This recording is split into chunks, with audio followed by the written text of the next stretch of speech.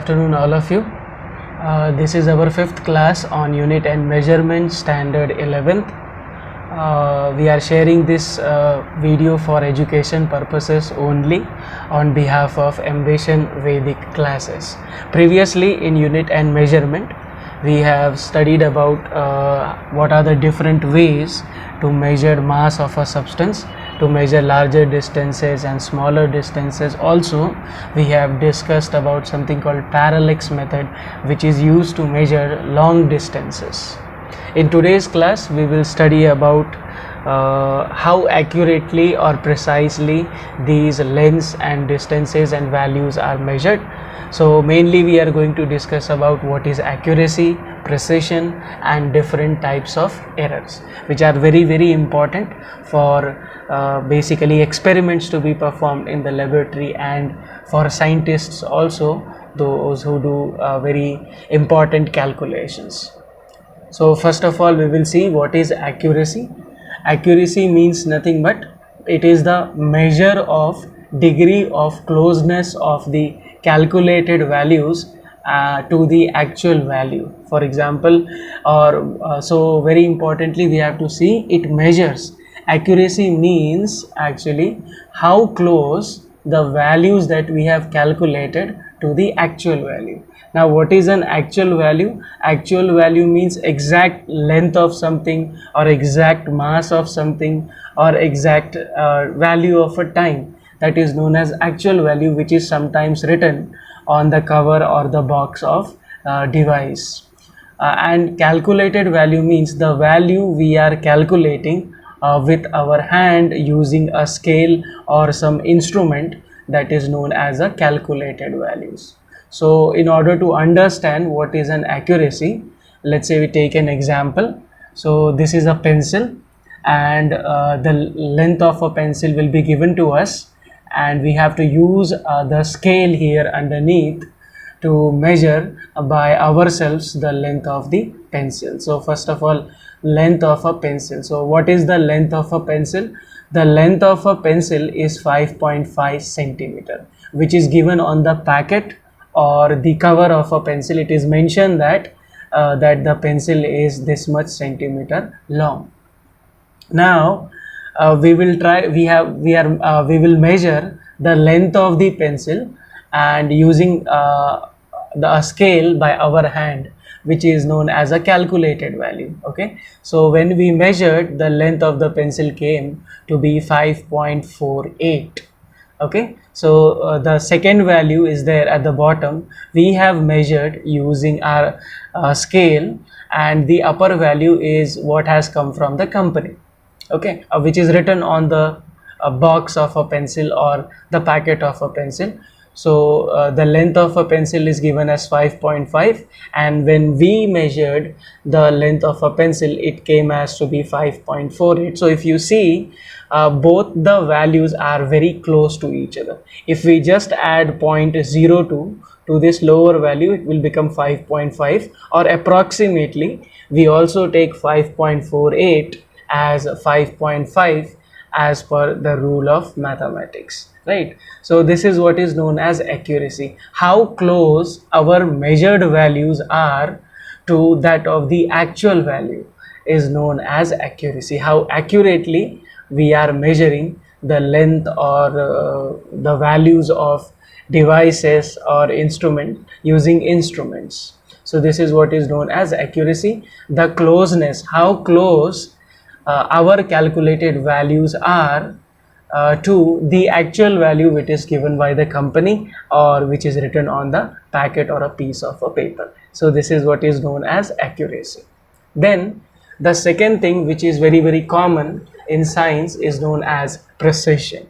So precision means basically closeness of the two measured values. In previous case, like we have measured only one time, now we are going to measure it many times, and in the values that we have measured using the scale, if the values measured are very close, very near to each other, then we say our measurement is precise or it is precision. Also, precision is known as refinement. Refinement means every time it will keep on coming close to each other, or it will be, the values will be very close to each other. That is what is known as refinement process. So for example, the same again. So there is a pencil that is given to us, and the packet of the pencil says the length of the pencil is 5.5 centimeter. Now we'll try to measure the length of a pencil 3 times or maybe 4 times, and then we will find out what is precision. So first of all, the actual length of the pencil which was given on the paper was 5.5 centimeter. So this is what is written on a paper. We took a scale and we started measuring the length of a pencil by ourselves. So the first value we got is 3.48 centimeter, which is very different, or someone can say measurement 1 is wrong. Okay, because the actual value which is given on the packet is 5.5 centimeter, and when we used our scale, we were able to reach it only to 3.48. Maybe this value has been wrongly calculated, but then when we calculated it for the second time, the value was 3.49 centimeter. Again, this is different from the length of a pencil. This is the actual length of a pencil, but what we have calculated is 3.48, 3.49. Third time again when we calculated, we found out the value which we are getting is 3.52. Again, this 3.5 value is different from the actual length of the pencil, 5.5. So you can see that the actual length of a pencil is 5.5 centimeter, but every time when we try to measure it by ourselves, the value is very close to 3.5. So 3.48, 3.49. So in this case, we say that our measurements are very precise. Okay, our measurements are very close to each other. And also remember, it doesn't matter when we say something is precise, it doesn't mean that we are close to the actual value. Actual value could be very different from what we have calculated, but our calculations are very close to each other. If you see all the 3 measurements, so we say the measured values that we have measured using a scale, these values are precise. Earlier we have seen accuracy means the value has to be very close to the actual length of a pencil, but here the value can be different from the actual length of the pencil, but all the values that we are taking should be very close or very near to each other. Then we say the measurements done or measurements performed are highly precise. Then in order to understand accuracy and precision, we are taking the example of a dart. Dart means when you throw something and it will go and stick, or maybe an archer uses it. So you see here, we will say archery is accurate when the arrow will hit the center. When the arrow comes and exactly it hits in the center, then the archer will obtain the highest point here. Okay, but you can see here, or every time, let's say how many times, 1 2 3 4 5 6, so 6 times this archer is trying to hit in the center, but every time its arrow has hit on the left hand side. So because the arrow is not falling in the center exactly, we say the archer is not accurate. Okay, the archer is not accurate. Fine, but if you see these positions where the arrows has hit this target, so you will see all the arrows has hit almost at the same point. So we can say the archer is precise. Precise means every time he is hitting near the same point or almost close to each other, but here it is not in the center, so it is less accurate. The archer is less accurate and very highly precise. All the values he has obtained is very close to each other, like we have seen in previous case, 3.48, 3.49, near to each other. Then second example, if you see here, all the 6 times the archer has hit the middle portion. That means the highest point he is going to obtain. So if you see the position of the arrows where it has hit, because all the arrows has hit exactly at the center, that means the archer is very accurate. every time he is hitting, he is getting the maximum marks. So he is very accurate. Also, because all the arrows are very close to each other, points are near to each other, then we say that he is also highly precise. So if you see here also, he is highly precise, the archer is very precise. Here also the archer is very precise, but depending upon where the arrows are hitting, we say then archer is accurate or inaccurate. So here he was less accurate, here it is highly accurate. Here he was precise because all the values are close to each other. Here again also he is very precise. Then coming to the third point, if you see, if all the arrows, you can see the position of arrows are different from the previous one, or they are away from each other, okay, and none of the arrow has hit in the center also, because the arrows have not hit the central portion, the archer is not accurate. Also, every arrow is different from everyone else. So if the first value is 9, the second value will be 7, third value is 2. So he is also not even precise. Fine. So very less accurate and very less precision. Fine. The third value is, if you see the points and you compare the points which are in the top one and the bottom one, you will see these points are very close to each other compared to these points. Okay. So here the archer is able to hit the center, okay, but the position of the arrows are very different. So here we can say that the archer is highly accurate but very less precise. Now, because we already know what is accuracy and precision, okay, now we can go for the next definition, which is called error. Error basically means measuring something wrongly. Okay, there will be a difference between the actual value and the measured value. Then that difference between the measured value and the actual value, or sometimes we also call it as sorry, the correct value, is known as error. Now, for example, let's say again we have to measure the length of a pencil, and the actual length of the pencil is 5.5 centimeter, which is given or written on the paper or the package of this pencil. Then when we measured it for the first time, the measurement is 5.44 centimeter. Okay, so as you see, it is very close to the length of the pencil, so this is actually more accurate. Length of a pencil is 5. Actual length is given to us as 5.5 centimeter, but when we measured it by ourselves, the length came as 5.44 centimeter, which is less. So the error in measurement is 0.1 centimeter. There is a difference of 0.1 centimeter. That is what is known as an error. Now let's say we have repeated the measurement process for the second time, and when we measured the length of the pencil for the second time, it came around, let's say, 5.75 centimeter. So if you compare this actual length and 5.75 centimeter, we will see that the difference or the error in measurement is 0.20 centimeter. Okay, so the difference between the measured value which we have calculated and the actual value which is given on the paper is known as error.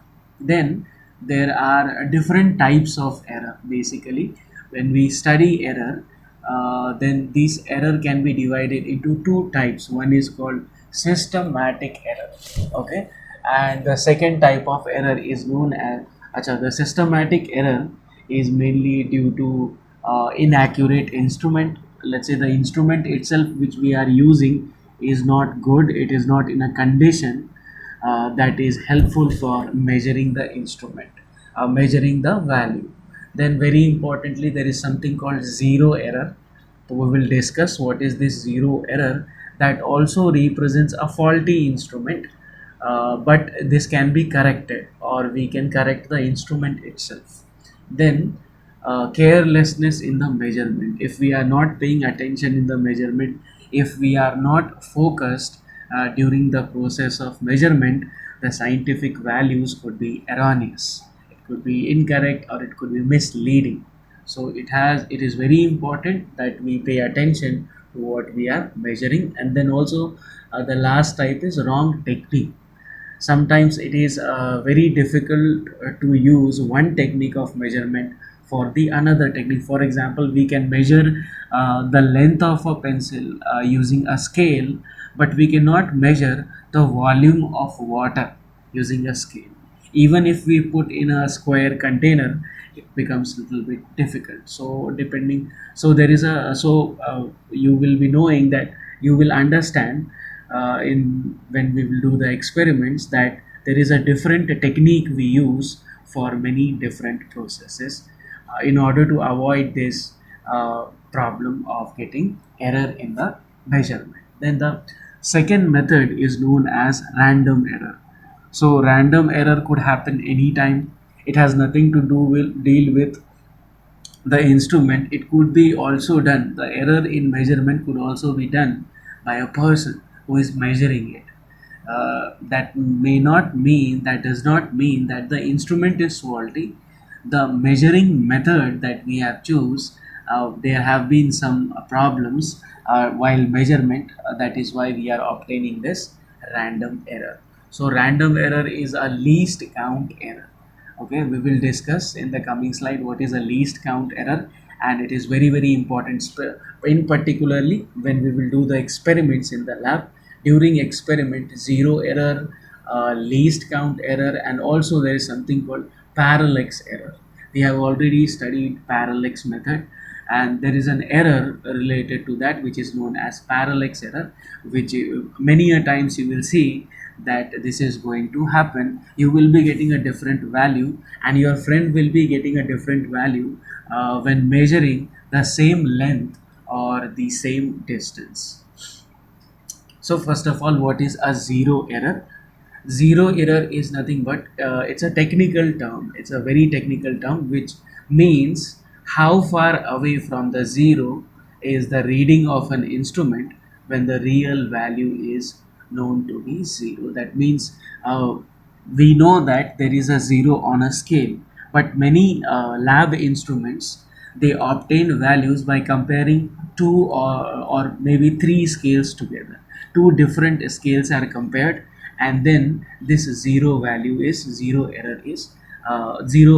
obtained. Now during the process of getting zero value, sometimes there could be instrumental error, or sometimes there will be reading errors. This is basically an instrumental error.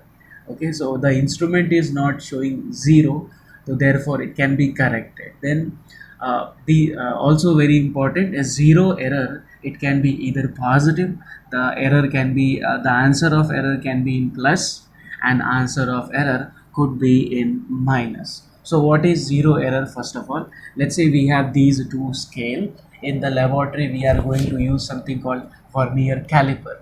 In this vernier caliper, what we do is we compare the upper scale, which is known as main scale, and also the lower scale, which is known as vernier scale, that we will see in the lab. But here the value of zero is obtained when the lower zero line and upper zero line both coincide. They form a straight line. So if upper zero line on main scale and 0.9 on vernier scale, if stand in a form a straight line, or they stand together, then we say the value which we are reading is zero. But here if you see in this case, the vernier scale, the lower scale is ahead of the zero value of a main scale. So there will always be two scales, one main scale which always remains fixed, and the second one is vernier scale, which keeps on changing depending upon what we are measuring. So as you can see, the zero line at the bottom scale, at the lower scale, is ahead of the zero line on main scale. Such error, so that means there is no zero here, but there is zero error. That means positive, or we call it as a positive zero error. So whenever the reading on the lower scale is ahead of the zero line on main scale, we call it as a positive zero error. Okay, and this can be rectified. Then again, If the zero line on the lower scale is behind the zero line on main scale, so then we say the zero error is negative, because this value is counted as minus, and here the error is counted is in plus, because this here the lower zero line is in ahead of a zero line on main scale, and lower zero line is behind the zero line of the main scale. Then what is least count error? Very, very important.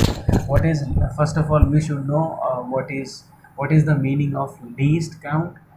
Least count means the smallest value that can be read using a scale. For example, when we have a metric scale which we use in our geometry box, which is there in the geometry box, and we use for drawing straight lines in the notebook, the smallest value that can read is 0.1 millimeter. Okay, because 1 centimeter is made, it divided is divided into 10 equal divisions, and then every division basically is equals to 0.1 meter. So our scale that we use in class, that scale could only measure 0.1. Okay, and sometimes there are scale that can measure 0.0001, so there is a difference. So because 0.01 scale cannot read the values which is read on 0.001 scale, okay, so that is what leads to an error. So a least count is always calculated. Remember, this formula will be very useful in the laboratory for writing practical records. So I hope everyone will pay attention, and this will also come in 12th standard, because this forms the basis of laboratory work. So least observed unit, for example, on our scale, how we will calculate the least count is on our normal scale. The least observed value is 1 centimeter. The bigger value that we obtain is 1 centimeter. So the smallest value is 1 centimeter numerator, and in the denominator, how many divisions are there, how many lines are present between 0 to 1 centimeter, that will be 10. So 1 centimeter divided by 10, it will become 0.1 millimeter. So 0.1 millimeter is the smallest value that we read. What is least count error? Error associated with resolution of the instrument. So like I told you, some scale could read the smallest value as, like our normal scale can read the smallest value 0.1 centimeter, but a different scale could read the smallest value as 0.0001. Okay, so when we read values using the smaller value scale, so we will be reading the values accurately, but when we change it to normal scale, it becomes very difficult to reach to a preciseness. Means there should be digits after decimal. So for example, 3.142 is a precise value, and 3.1 is not precise. Getting me? That is the difference. So least count error is due to the scale itself, a measuring scale that we use. Then next is parallax error. Parallax error is a personal error. Whoever is taking the reading, that can make a mistake to end up getting a parallax error, and the readings will give you the wrong result. Then error caused in apparent position of the object due to weaving angle. So we have seen in a parallax method, what we have seen, that from one point, if we observe something, it appears differently, has a different position, and when we observe from the right hand side, it gives us a different position. Similarly here, as you can see, when reading a scale, when we read from this side, we will obtain a different value. Here it is 4.9 centimeter. When you read from this side, we will get a different value, which is 4.7 centimeters. So in all the lab work, it is instructed that all the readings should be taken by keeping a scale perpendicular. Always keep your eye on the point where we want to take the value.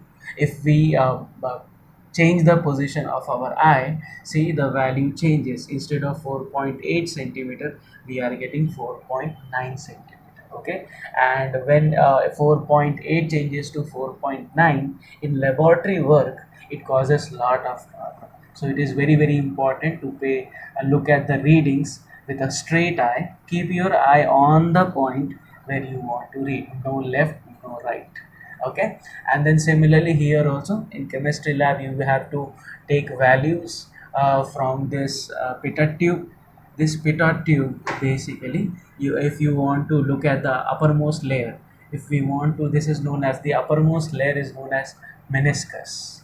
So if we want to take the position, generally in chemistry you will have double meniscus, upper meniscus and lower meniscus. So if we want to take the value of lower meniscus, then we have to keep that point exactly in front of our eye, otherwise there will be problems. See here, when we are looking from the bottom, the value read is 9.82 millimeter, and when we are looking from the top, the value read is 19.62. So that's all for today. Thank you very much. Hope all of you understood. Any doubt, you can message me anytime. Stay safe.